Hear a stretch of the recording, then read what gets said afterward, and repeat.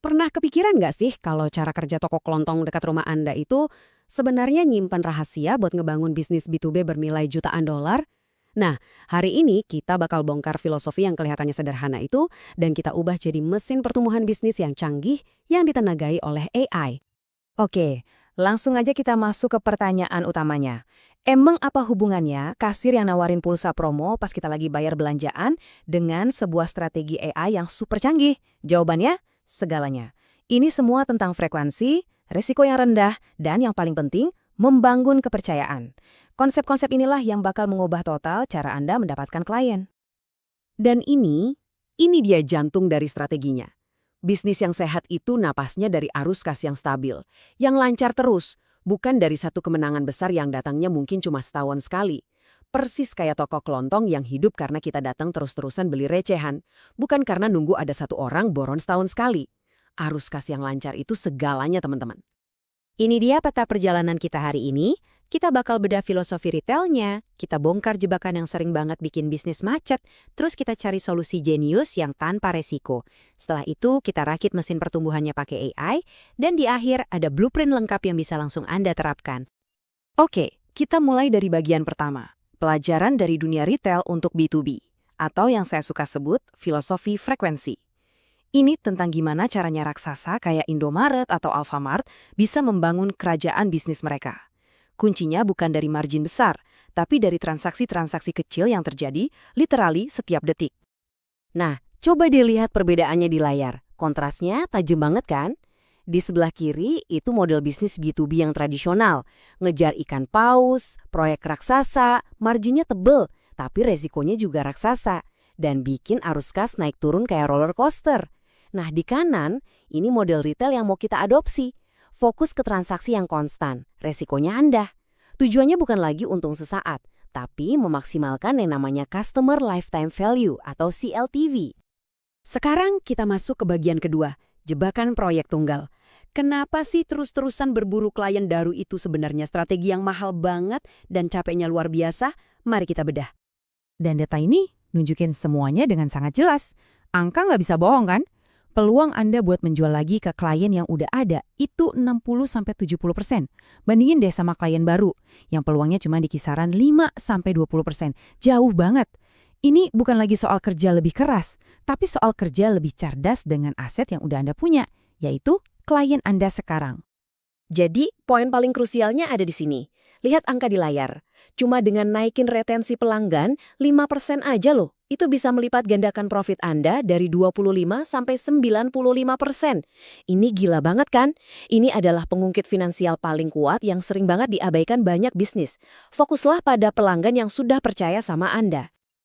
Oke. Terus solusinya apa dong?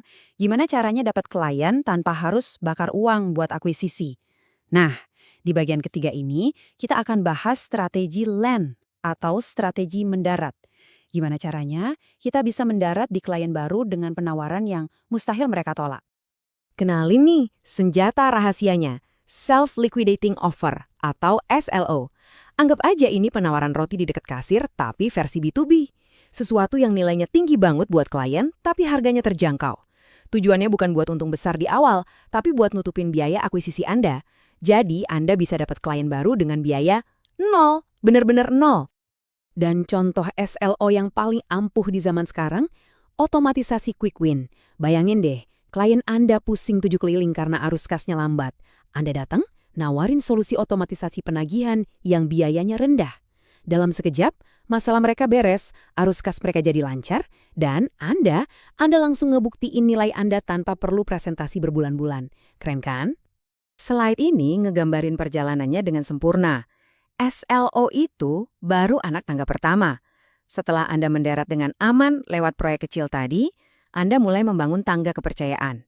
Dari proyek pilot, lalu ekspansi ke departemen lain, sampai akhirnya Anda jadi mitra strategis mereka buat transformasi digital penuh. Ini bukan one night stand, ini membangun hubungan jangka panjang. Begitu Anda berhasil mendarat, nah permainan berikutnya baru dimulai. Ini adalah fase expand. Dan disinilah AI ngambil alih peran sebagai mesin pertumbuhan cerdas buat bisnis Anda. Jadi, daripada tim sales Anda nebak-nebak kapan waktu yang pas buat upsell, AI yang bakal ngelakuin itu secara otomatis, berbasis data. Sistem ngeliat klien hampir kehabisan kuota, langsung tawarkan upgrade. Klien sering nanya tentang fitur X, kirimkan penawaran yang relevan. Ini bukan lagi jualan, ini ngasih solusi di saat yang paling tepat. Jadinya terasa membantu, bukan maksa. Nah, ini dia perubahan fundamentalnya. Dengan AI, Anda nggak lagi jualan produk, tapi Anda memberikan apa yang disebut next best experience. Anda mengantisipasi kebutuhan klien, bahkan sebelum mereka sadar kalau mereka butuh. Inilah yang membangun loyalitas yang luar biasa dan memaksimalkan nilai dari setiap klien yang Anda punya. Oke, mari kita satukan semua kepingan puzzle ini di bagian terakhir. Sebuah peta jalan implementasi yang praktis dalam 4 fase. Anggap aja ini cetak biru untuk pertumbuhan bisnis Anda yang sistematis dan terukur.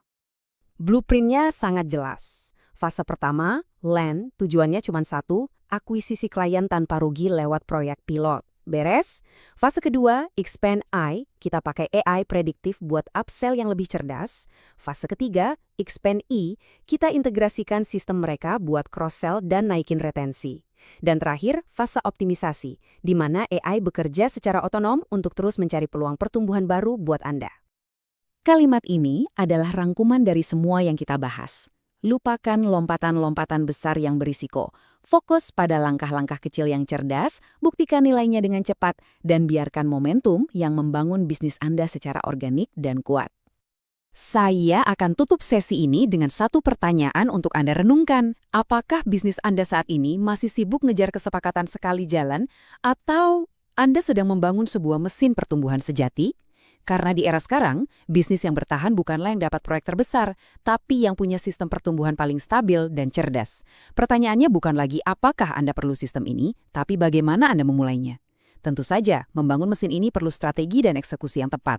Nah, jika Anda siap mengubah cara bisnis Anda tumbuh, punya partner implementasi seperti adaptasi AI bisa jadi kuncinya. Mereka nggak cuma jual teknologi, mereka menyediakan peta jalan yang terbukti, mulai dari langkah pertama yang tanpa risiko itu, sampai integrasi AI penuh. Untuk lihat gimana mereka bisa bantu Anda, coba deh kunjungi website mereka di adaptasiai.com.